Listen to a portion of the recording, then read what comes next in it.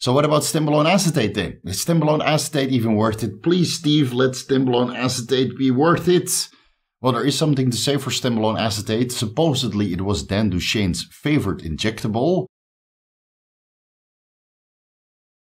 Vigorous Steve here, and to wrap up, which injectable anabolic androgenic steroid is worth it or not? Contextually speaking, we are left with the leftovers, being Oxabolone, Clostebol, Stenbolone, and dihydroboldenone, to which the latter might have some practical applications. I do know people out there that prefer DHB over regular good old boldenone, or even over Primo and Masterone. Again, that's anecdotal experience from people who have tried DHB and liked it.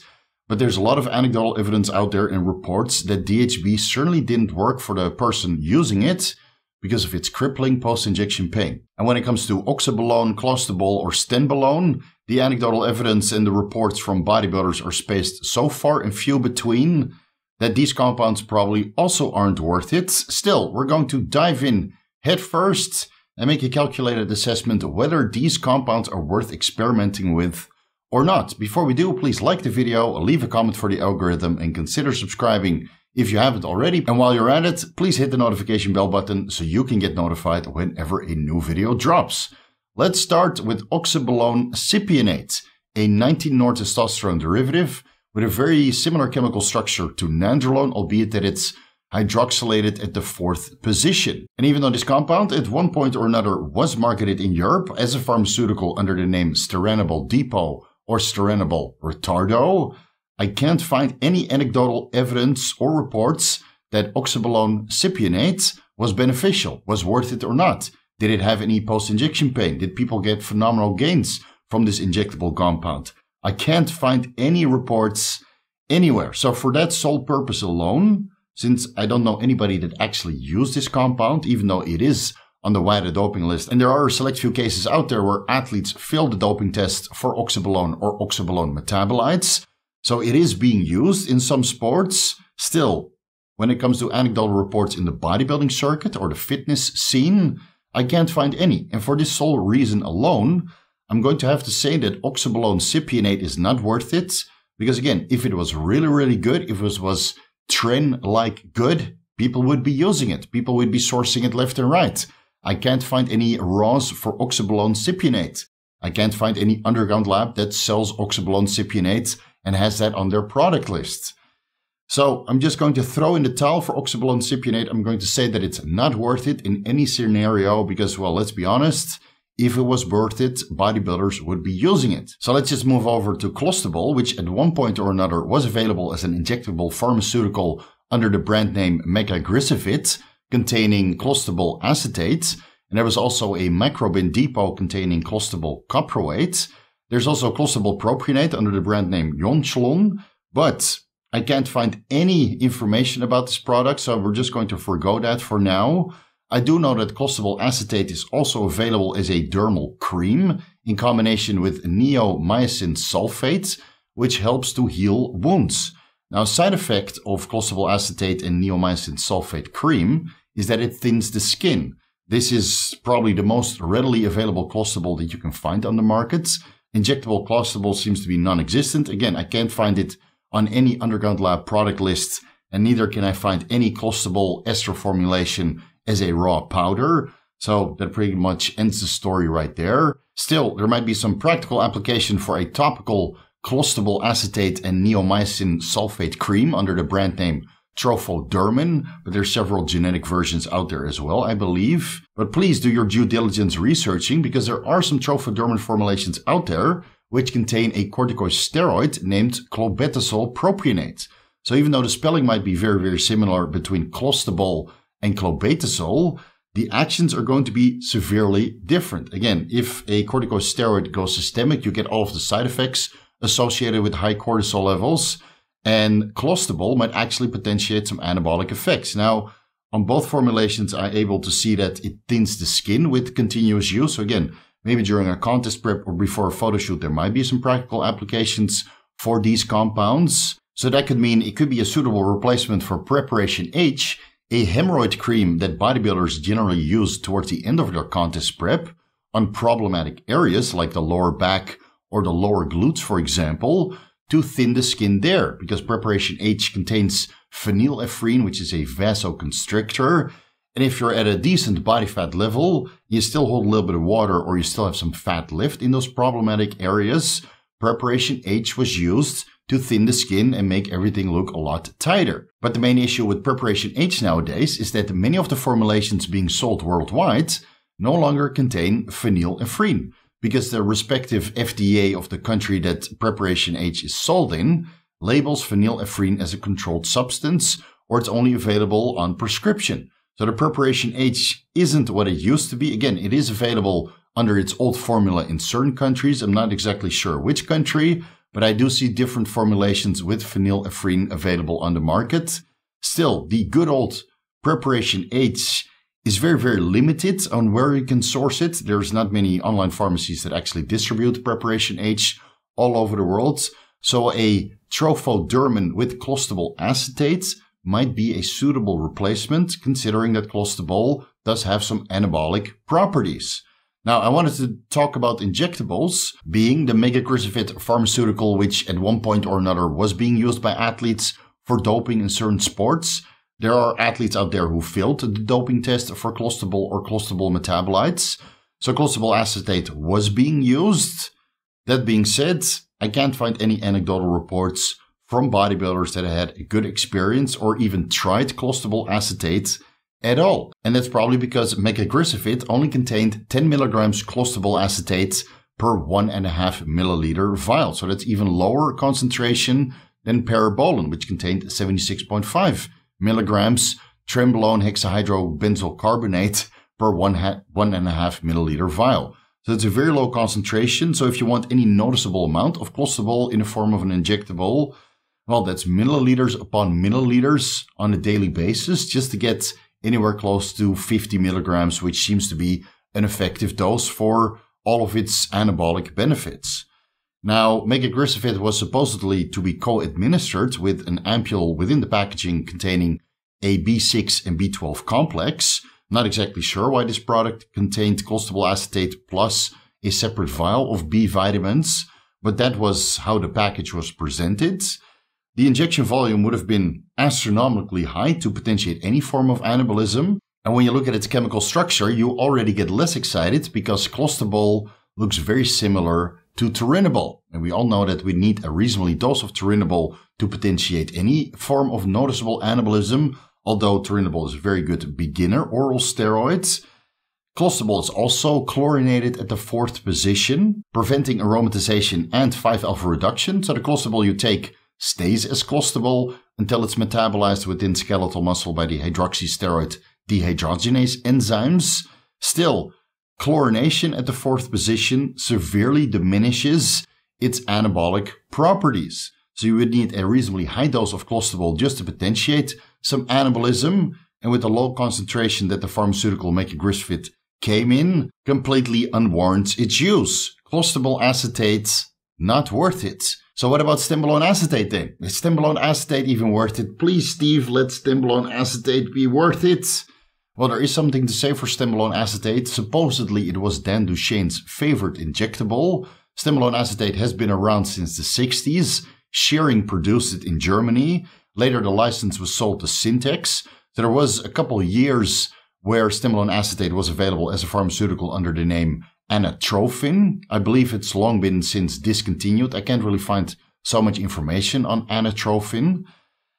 Nowadays, Stenbolone acetate is available on some underground labs product list and is also being sold as a raw. That means that there's plenty of anecdotal reports of Stenbolone acetate, whether it's worth it or not. So we're purely going to go by the anecdotal reports that I received from some of you guys that had experience with Stenbolone acetate, did the experiments already. Personally, I would like to try Stenbolone acetate maybe at one point or another, similar to how I would like to experiment with Trestolone for maybe one cycle after I've had kids, because again, Trestolone is a male contraceptive or was developed as a male contraceptive. So I want to get my wife pregnant first, and then maybe 5 years down the line, when all of that is taken care of and I have a couple kids running around, I might experiment with Trestolone. So as of now, Stenbolone acetate is kind of on my to-do list, but when I get a chance to actually try Stenbolone acetate, I'm not exactly sure. So we're purely going to go with what I was able to piece together from the bodybuilding community. And most of them say that Stenbolone acetate was a fun experiment. It was fun while it lasted and worth it while it lasted. But after discontinuing the Stenbolone, they would rather use Primobolone or Trenbolone instead. Most people say that Stenbolone acetate falls anywhere between an injectable Anavar with hints of Trenbolone. You get the body composition effects of Trenbolone. You get a little bit of the anger of Trenbolone acetate, similar post-injection pain. But the hardness and the muscular contraction is more representative of a proper dose of Anavar. So that being said, it already sounds highly appealing, right? But Stenbolone is hard to source. Generally speaking, it's quite expensive. Again, the post-injection pain is there. And that being said, from the limited amount of blood work that I've seen of people running Stenbolone acetate upwards of 700 milligrams per week, so that's 100 milligrams Stenbolone acetate per day, the blood work actually seems to be quite good. And the results, the before and after pictures, are quite impressive as well. So I would say that Stenbolone acetate, from everything that I've seen and the research that I've done so far, Stenbolone is worth it for the sake of experimentation, but its practical application, I'm not exactly sure, because I don't feel that Stenbolone acetate can replace Trenbolone, can replace Primobolone, or can replace Anavar for that matter. It seems to be very close in its effect to these three compounds. Again, anecdotally from what people have mentioned to me, if those people were given a choice, if you ask them, would you choose between Stenbolone acetate or methanolone enanthate, being Primobolone, most of them would choose for Primobolone. Same question, Stenbolone acetate versus Anavar. They would choose for Anavar. Stenbolone acetate versus Trenbolone acetate. Trenbolone hands down, right? Milligram for milligram, they would choose for the three other compounds. Still, Stenbolone seems to be worthy of an experiment here or there. Higher dosages seem to be quite tolerated. It seems that people don't get the severe side effects that would come along with a comparable dose of Trenbolone or Anavar for that matter. I mean, imagine running 100 milligram pharmaceutical Anavar per day. Most people would be completely bound up and locked up. Personally, I can't run more than 25 milligrams Anavar per day, and 50 milligrams. I basically become a rock and I can't move. The contraction is so intense that it lasts the entire day. With Trenbolone acetate at 100 milligram dosages per week or upwards, anger management already becomes an issue. And from what I've heard regarding the anger management, the irritability, the counting to 10 that comes along with a dose of 700 milligrams Stenbolone acetate per week, 100 milligrams per day, it's very comparable to a dose of Trenbolone acetate ranging from, let's say, 25 milligrams to 50 milligrams per day, or up to 350 milligrams Trenbolone acetate per week. So let's say anger management is only half with Stenbolone acetate compared to Trenbolone acetate. Again, we're going by anecdotal reports. I can't really give you guys my personal experience because I haven't tried it yet, but I would like to. And that being said, regarding the milligram for milligram comparison between Stenbolone acetate and Anavar, or Stenbolone acetate and Trenbolone acetate, I think that you'll get better results from Anavar or Trenbolone. But again, at these dosages, the side effects would be more severe also. But I do feel, based on what people have told me, that Stenbolone acetate milligram for milligram with Primobolone, methanolone enanthate, Stenbolone acetate, let's say 700 milligrams per week, would give you the same results as 1,000 milligrams methanolone enanthate per week. And again, we're comparing the acetate ester to the enanthate ester, and we all know by now that acetate ester formulations contain more active pharmaceutical ingredients compared to enanthate ester formulations, because the ester comprises part of the milligram dose at a higher percentage. So that means that you get less active pharmaceutical ingredient with an enanthate ester compared to an acetate ester. So even though the dose discrepancy is quite high, maybe an increment higher from 700 milligrams Stenbolone acetate to 1,000 milligrams methanolone enanthate, if you calculate it all down, you see that Stenbolone acetate, again, based on anecdotal reports, is more anabolic. People get better results. That being said, they also notice more side effects on this dose of Stenbolone acetate compared to 1,000 milligrams of Primobolone per week, which, well, from my personal experience, besides the potential to increase hematocrit, is reasonably benign. Besides the financial drain, because running 1,000 milligrams Primobolone per week will make your wallet cry. So long story short, Stenbolone acetate, is it worth it or not? I think it's worthy of an experiment. Most people had a good outcome, good result from running Stenbolone acetate for a cycle or two. But everybody goes back to the tried and proven anabolic androgenic steroids, the Anavar, the Primo, the Stenbolone acetates, because they feel that cost to benefit, those steroids are superior. You know what? I think I'm going to leave it here because we're running out of time. Trying to keep these videos YouTube algorithm friendly. I know we still have to talk about dihydroboldenone and actually injectable DHT, injectable dihydrotestosterone. And I know I hinted at Andractim, a topical DHT cream that people supposedly use for penis enlargement. I've tried to look everywhere for it. You guys have tried to look everywhere for it. And the entire Vigorous crew has so far not found anything. So even though Andractim DHT cream sounds very interesting to give it a trial, maybe you'll have to compound your own, because injectable dihydrotestosterone, not derivative, pure, tried and proven bioidentical dihydrotestosterone DHT, is available through the Underground Labs raw providers. We'll save all of that for the next video, and then after that we're going to dive in headfirst into the 17-alpha alkylated oral anabolic androgenic steroids, and which one are worth it or not, contextually speaking, of course. After that, probably the SARMs. After that, some of the weird designer stuff, the pro-hormones, for example. Right? There's a lot of compounds left that we can discuss. Stay tuned for all of that. Subscribe now if you haven't subscribed already. The Vigorous crew, I already know that you did what you're supposed to do. So here is your front double bicep.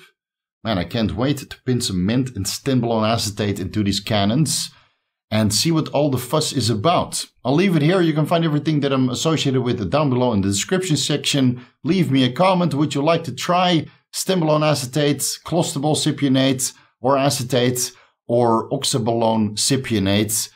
Maybe you can source it if you're able to source it and willing to run that experiment because it does sound appealing to you. Let us know down below and share your experiences. Thank you guys so much for watching, and I'll see you in the next video.